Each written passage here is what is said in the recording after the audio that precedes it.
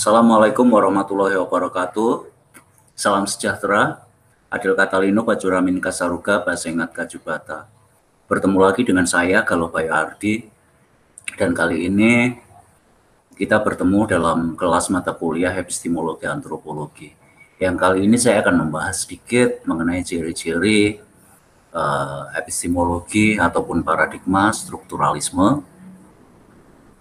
hermeneutik atau tafsir atau interpretif dalam konteks antropologi tentu saja, dan yang terakhir sedikit juga tentang epistemologi atau paradigma pasca modern atau sering kita sebut dengan postmodern atau posmo. Oke, kita langsung saja pada slide yang akan saya tunjukkan di sini.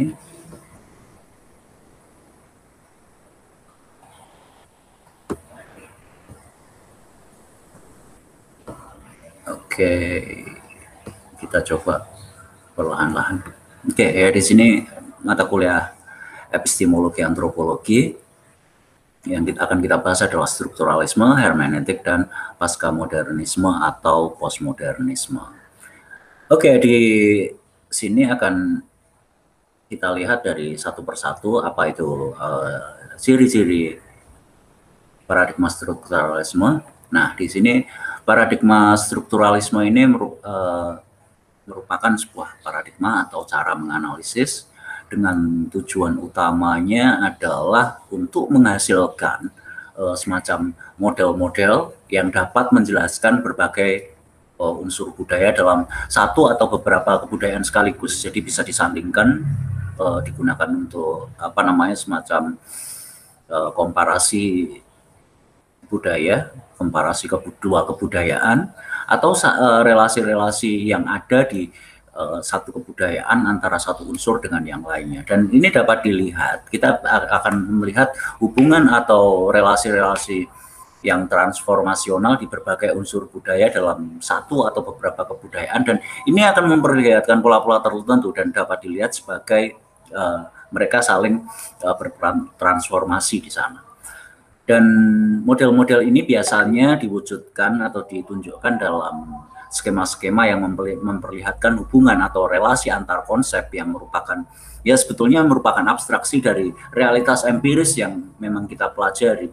Kemudian di sini peneliti, ilmuwan atau antropolog di sini melihat gejala-gejala yang dipelajari tersebut dengan lebih mendetail, lebih utuh, karena kalau lebih baik relatif ya, lebih holistik, di sini lebih utuh, lebih menyeluruh, dan dapat melihat secara lebih luas dalam konteks ini.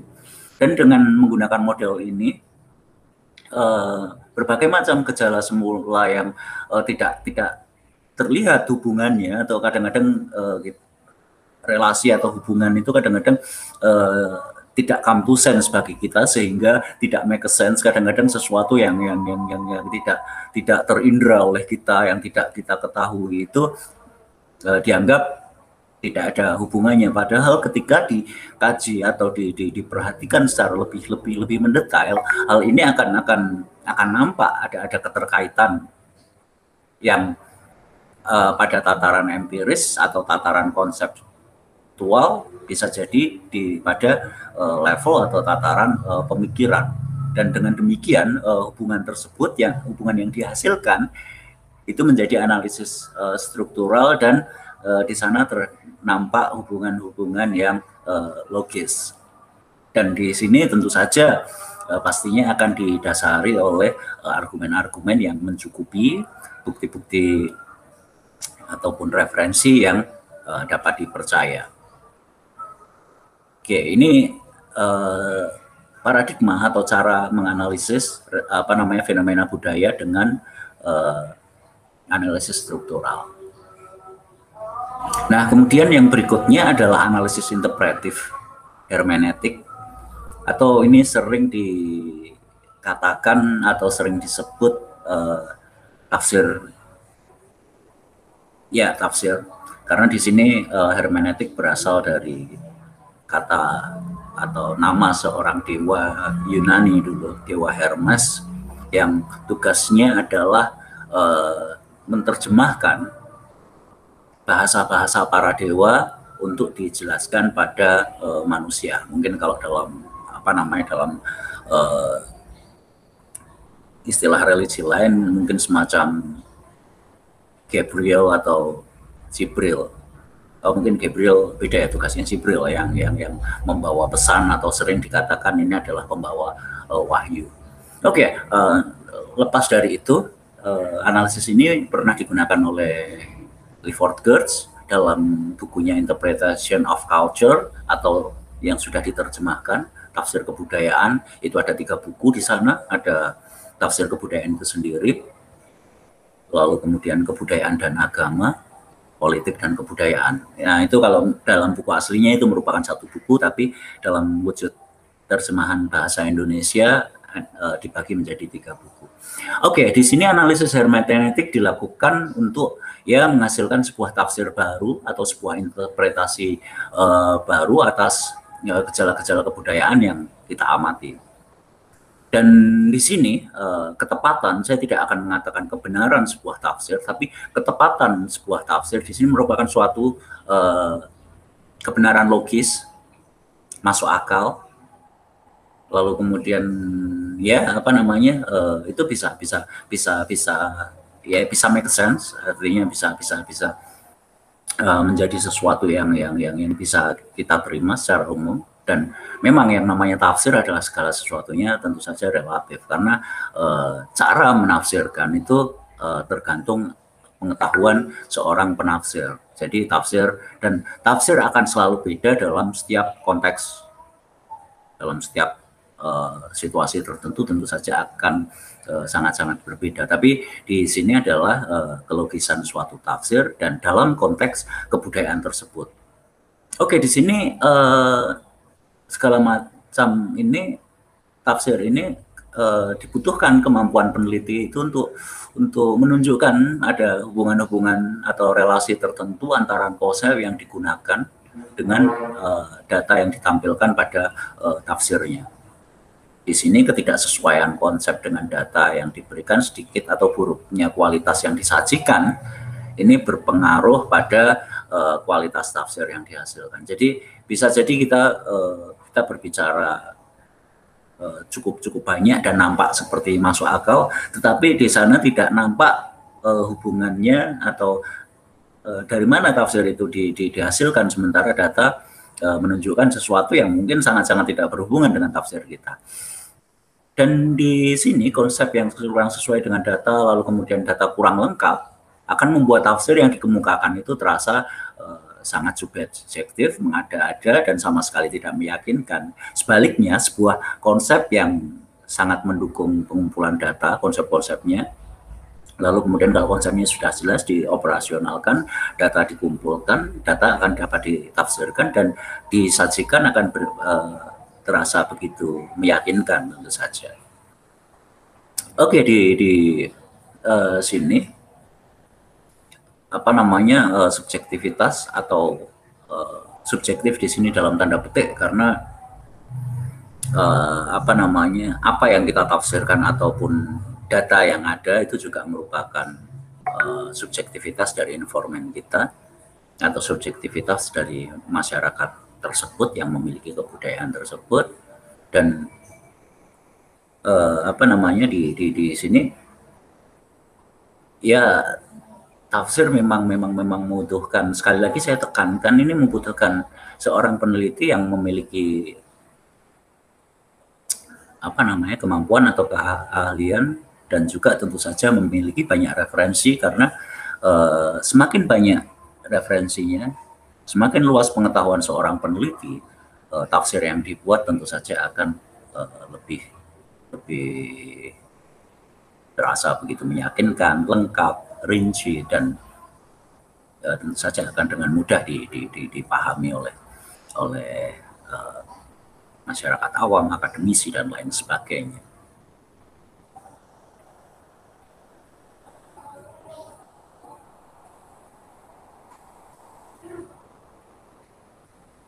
Oke, ini yang interpretif hermeneutik. Oke, nah ini yang terakhir dan ya sangat hari ini sebetulnya ini sudah populer. Oh, saya kurang tahu populer ya, tapi paling tidak sudah saya dengar kalau untuk di Indonesia ini mulai santer atau cukup banyak diperbincangkan di kalangan akademisi atau teman-teman antropologi waktu saya kuliah dulu tahun 95. Itu saya tahun 95 saya sudah semester 4, semester 6. Oke, di sini analisis postmodernistis atau pasca modern atau lebih lanjut daripada sekedar modern. Analisis ini memiliki tujuan untuk mengungkapkan motivasi-motivasi politis atau motif-motif politis yang ada di balik setiap aktivitas atau kegiatan, sebuah praktek-praktek dan aktivitas-aktivitas yang representasional atau aktivitas yang merepresentasikan dan menampilkan sesuatu seperti misalnya penulisan sebuah buku, sebuah pementasan, kesenian, pemuatan sebuah foto, lalu kemudian pembuatan dan pemutaran sebuah film dan lain sebagainya. Ini analisis yang biasa dilakukan para analis postmodernistis ini seperti itu. Jadi ketika melihat itu sebagai sebuah representasi, ada juga yang mengatakan bahwa hal tersebut juga sering kali dikatakan sebagai reading text. Jadi representasi itu segala macam representasi yang dibuat oleh manusia dan ditampilkan dapat dilihat dan dapat dibaca atau dapat ditafsirkan. Itu salah satu ciri-ciri analisis pasca modern atau postmodern. Nah, di sini analisis ini sangat dekat dengan analisis hermeneutik karena banyak menggunakan tafsir tadi dan menggunakan dan tafsiran atas data yang tersedia. Perbedaannya adalah pada penekanannya. Nah, kalau tafsir tadi ya kayak penekanannya seperti apa, tapi di sini penekanan analisis postmodernistis ini adalah membangun tafsir yang melihat ada bahwa di balik segala fenomena atau teks atau representasi yang kita amati itu terdapat motif-motif atau motivasi atau dorongan-dorongan atau tujuan-tujuan di balik semua itu yang memang betul-betul ada pada diri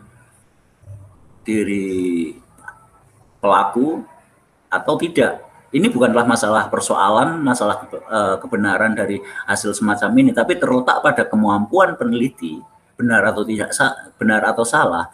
Hal ini tergantung kemampuan peneliti meyakinkan para pembacanya tentang hubungan motivasional semacam itu antara dan kemudian ketika disajikan pada data dan kesimpulannya.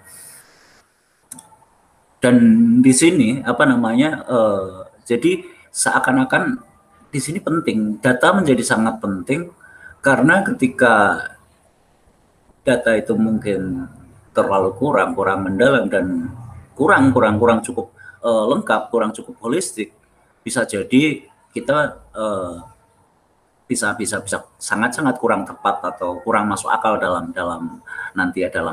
meyakinkan para pembaca, apalagi ketika pembaca itu jauh memiliki pengalaman ataupun memiliki referensi yang jauh lebih luas daripada analisis kita yang kita lakukan. Seperti ini misalnya, ya ini hampir seperti mungkin sebagai contoh diagnosa. Kalau kita hanya tahu memegang kepala panas, memegang badan panas, suatu keadaan demam, kita mungkin menyimpulkan ya mungkin flu, mungkin apa, tapi tanpa ketika ada data yang lebih lanjut, ada tes laboratorium, tekanan darah dan lain sebagainya, itu akan disimpulkan panas itu karena demam berdarah, malaria, tipes, atau mungkin corona. Nah, di sinilah letak ketepatan tafsirnya, karena fenomenanya demam. Tapi ketika tidak dilengkapi dengan data-data lain, hal-hal kayak gitu, ini tadi untuk yang tafsir tadi. Nah, sementara untuk hal ini semakin banyak bukti yang disajikan, semakin banyak bukti yang tangible, yang cukup luas di sini, itu akan semakin ya mendekati realitas, dalam arti mendekati fakta-fakta yang relatif valid, masuk akal, dan jika itu lengkap sekali mungkin bisa dikatakan hal itu tak terbantahkan.